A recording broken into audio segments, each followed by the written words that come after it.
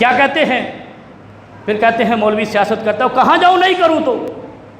واللہ آج میں نے اپنے امام صاحب کو بتایا آج میرا پروگرام نہیں تھا ایسی بات کرنے کا، لیکن جب میں نے صبح آ کے حدیث کی کتاب کھولی ایک ورق بھی نہیں پلٹا، ممبر پہ کھڑا ہو کے کہہ رہا ہوں، جو حدیث پڑھی وہی فٹ آ گئی۔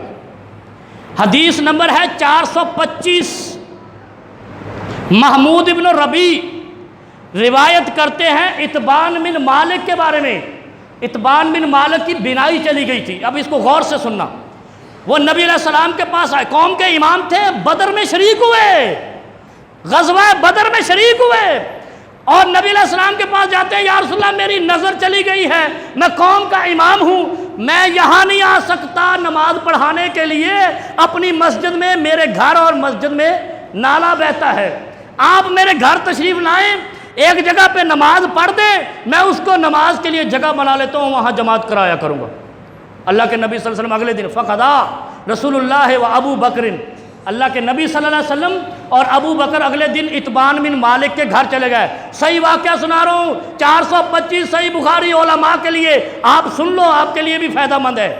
کیا کیا؟ اس کے گھر چلے گئے، جا کر کہتے ہیں اتبان کہاں جگہ رکھی ہے میں وہاں نماز پڑھوں، جا کر وہاں اقامت کی نماز پڑھ دی، 2 رکعت نماز۔ حضرت اتبان کہتے ہیں حضرت ابوبکر حضرت اتبان پیچھے کھڑے ہو گئے۔ اب کیا ہوا؟ نماز سے سلام پھیرا، ثم سلم، سلام پھیرا، بیٹھ گئے، ایک اور آ گیا، محلے کے لوگ جمع ہو گئے، ایک آدمی آ کر کہتا ہے این ابن دخیشن، ابن دخیشن کہاں ہے؟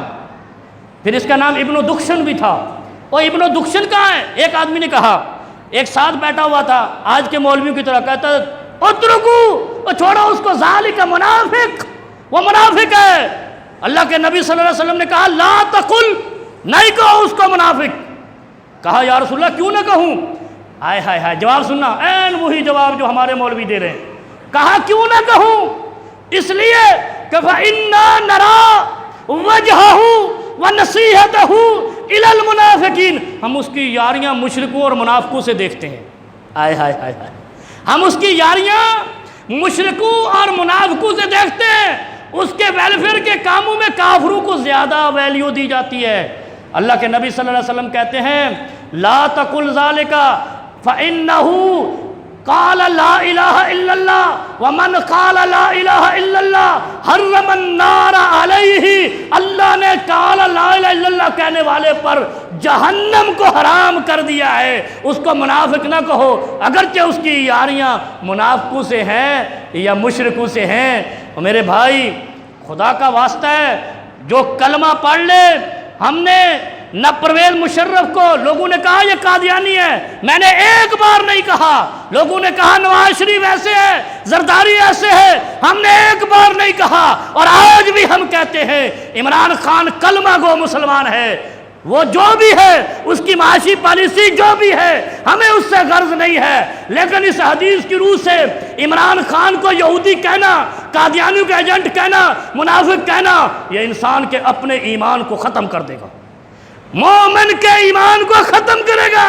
اس لیے کہ صحیح بخاری میں 425 نمبر حدیث ہے کہ اس منافق کو بھی منافق کہنے سے نبی علیہ السلام نے منع کیا ہے، کہا لا تقل ذالک فإننا نرى وجهه ونصيحته، ہم اس کی یاریاں، دوستیاں، بھلائیاں، خیر خائیاں منافقوں کے لیے دیکھتے ہیں یا رسول اللہ، پھر بھی منافق نہ کہیں۔ کہا نہیں، اس نے جو کلمہ پڑھا ہے یبتغی بہ وجہ اللہ، اس نے اللہ کی رضا کے لیے کلمہ پڑھا ہے، اس کلمے کی وجہ سے وہ کل اس پر جہنم کی آگ حرام ہو جائے گی۔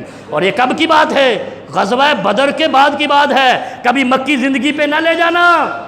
غزوہ بدر کا شریک صحابی تھا اتبان بن مالک، اس کے بعد کا واقعہ ہے۔ اس کا مطلب ہے کہ 15 سال بعد جو میں نے کہا تھا کہ ریاست مدینہ کے خد و خال واضح ہوئے ہیں، 15 سال بعد جب ریاست مدینہ وجود میں آئی ہے اور تم 1 سال میں منافق کا شور مچا رہے ہو، 1 سال کے اندر ہی تم اس کو پتہ نہیں کہاں پہنچا دیا ہے۔ باز آ جاؤ، مسلمان کے ایمان پہ شک کرنا، اسلام ظاہر کا قائل ہے، اندر کا قائل نہیں ہے، اندر جو کچھ بھی ہے اس نے اللہ کو حساب دینا ہے۔ ظاہر کا قائل یہ ہے کہ وہ کلمہ بھی پڑھتا ہے، مسلمان بھی ہے، نماز بھی پڑھتا ہے، اس کی بشری غلطیاں ہیں، اس کی پالیسی کی غلطیاں ہیں، اس کو مانتے ہیں، لیکن اسلام کو اس کے خلاف استعمال نہ کرو۔ اللہ رب العالمین ہمیں عمل کی توفیق عطا فرمائے اور ایسی چیزوں سے بچنے کی توفیق عطا فرمائے جس سے ہمارا بھی ایمان کسی کے بغض میں ضائع ہو جائے۔ اور پھر ایک بات اور بتاؤں، یہ کہتے ہیں وہ اس لیے منافق ہے، اس نے قادیانی مشیر رکھا تھا۔ بڑی اہم بات میرے ذہن میں آ گئی، عاطف قادیانی کا قصہ بڑا اٹھا۔ اس نے تمہارے احتجاج پہ ایک لمحہ تاخیر نہیں کی، ایک لمحہ تاخیر نہیں کی۔ اس نے اس کی دوستی کو بھی قربان کر دیا اور اس کے معاشی ایکسپرٹ ہونے کو بھی قربان کر دیا تمہارے وطن عزیز کے لیے۔ اور اب تم کیا چاہتے ہو کہ تمہارے گھر میں حلوہ بھی بھیجے؟ پھر بھی راضی نہیں ہو تم؟ ایسے نہیں کرو۔ جب وہ ثابت کر رہا ہے کہ میری کسی کافر سے اتنی محبت نہیں ہے جتنی مسلمانوں سے ہے، میرا تو نظریہ اور تصور ہی ریاست مدینہ ہے، پھر ہم اس کو بار بار منافق کہہ کے ہم ایمان سے باہر جا رہے ہیں۔ یہ میں ان علماء کے لیے کہہ رہا ہوں جو اپنے کلپ بنا کے چھوڑتے ہیں کہ یہ منافق ہے، یہ یہودیوں کا ایجنٹ ہے، یہ قادیانی کا ایجنٹ ہے، یہ امریکہ کا پلو ہے، جو بھی ہے نہیں ہے۔